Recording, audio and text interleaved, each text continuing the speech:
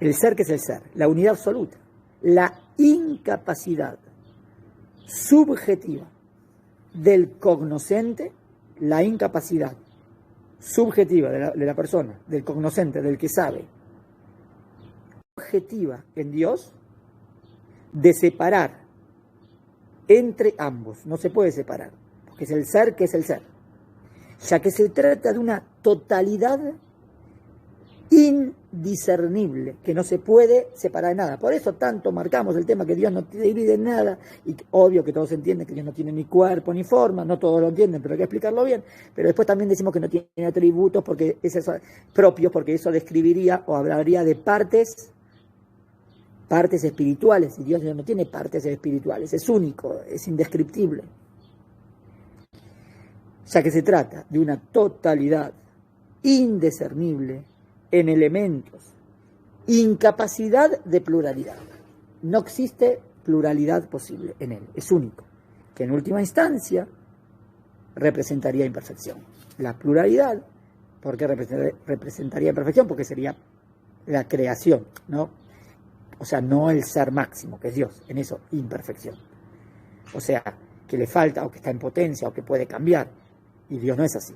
Todo en este mundo está dependiente, puede cambiar, puede ser así. Entonces, a eso se define no perfección. La perfección es lo que es sí y solo sí. Y siempre es así. El único Dios. Esto está en la primera parte del Guía de los Perplejos, en el capítulo 63. Veamos algo muy profundo, espero que se haya entendido. Voy a ver una frase más. De esta primera etapa reflexiva, de esta primera etapa, que estamos hablando de Dios, reflexiva, para entender, para depurar a Dios, depurarlo, voy tamizando, voy limpiando de todas ideas a Dios, de todos los atributos que no son más que fantasías. Porque si yo pensé que ese atributo propio estaba en Dios, es una fantasía, porque si entiendo a Dios verdadero, Él no tiene eso, porque si tiene eso es un agregado, que lo voy depurando, voy sacando, que no son más que fantasías, parábolas, expresiones humanas, obvio, para tratar de entender a Dios, pero no elementos constitutivos de lo divino.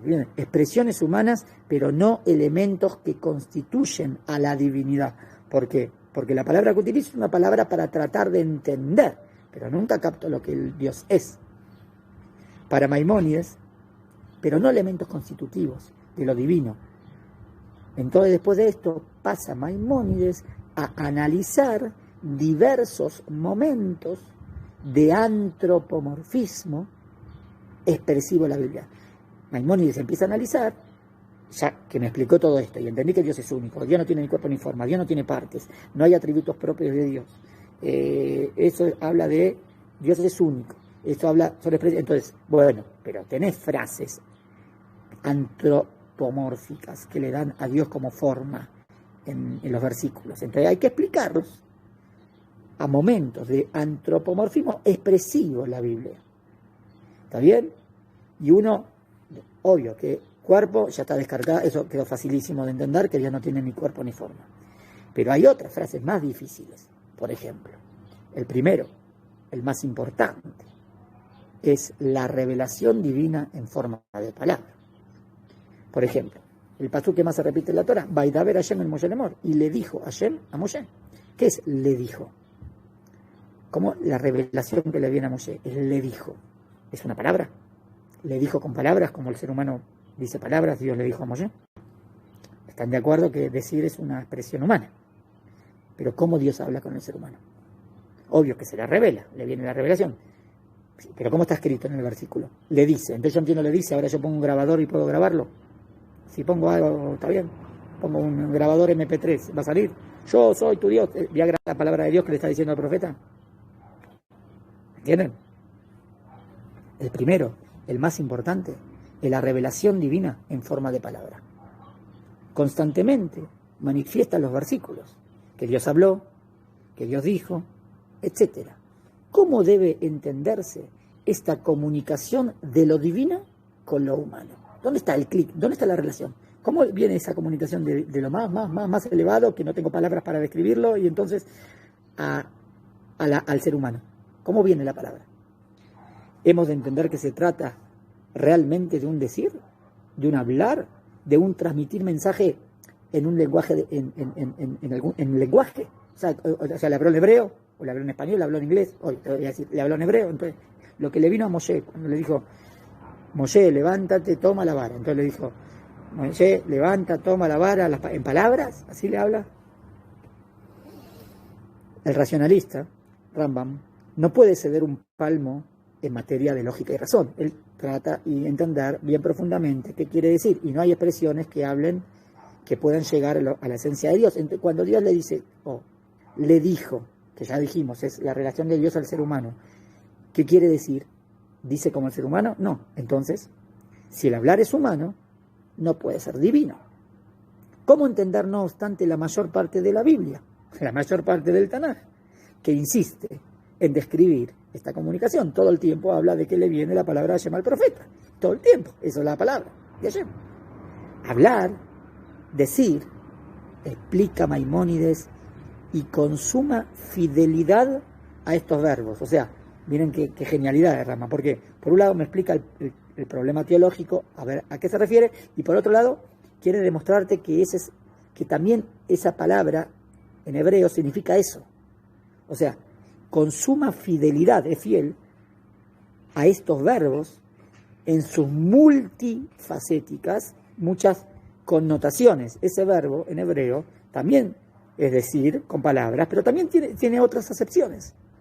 En lengua hebraica antigua, decir también en hebreo significa pensar. Decir en hebreo también significa querer. ¡Wow! Por ejemplo, una persona, ¿no? Y se dijo a sí mismo. Y se dijo a sí mismo. Si yo digo, y esa parte estoy escribiendo, y estoy escribiendo un libro. Y Jorge se dijo a sí mismo. Cuando digo Jorge se dijo a sí mismo, significa, si yo le vería a Jorge, vería que Jorge está hablando. ¿Se está hablando a sí mismo? No. ¿Qué es se dijo a sí mismo? Está pensando. Y Jorge se dijo a sí mismo. Está pensando. Pero dijo es sacarlo con los labios. No. También en español, se dijo a sí mismo es pensar. Eso es lo que quiero decir. También en hebreo, decir a veces es pensar. ¿Entienden?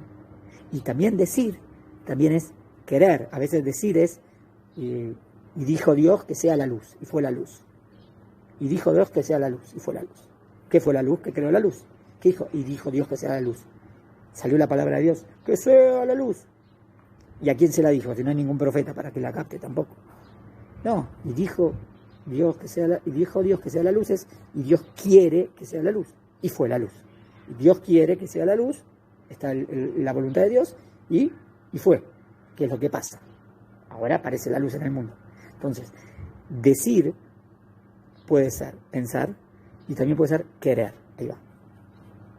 Equivale a pensar, equivale a querer. En consecuencia, el profeta, el que recibe el mensaje divino en la nomenclatura popular, es quien, dice Rambam, accede a ese pensamiento. Entonces, ¿qué quiere decir? Y Dios le dijo a Moshe, es que el profeta accede, llega a ese pensamiento, o llega a esa voluntad, porque dijimos que es decir o querer.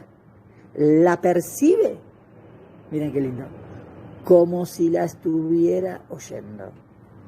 Como si la estuviera oyendo, por eso se dice, y le dijo. Porque como que lo estoy oyendo, pero me lo está diciendo con palabras, no.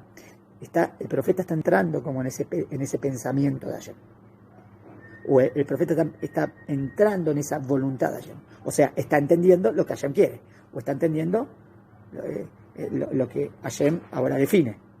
O sea, entró en el pensamiento, entró en la voluntad. O sea, eso se dice en la Torah, le dijo. Qué profunda, muy profunda. Vivo muchas cosas, espero que les haya gustado.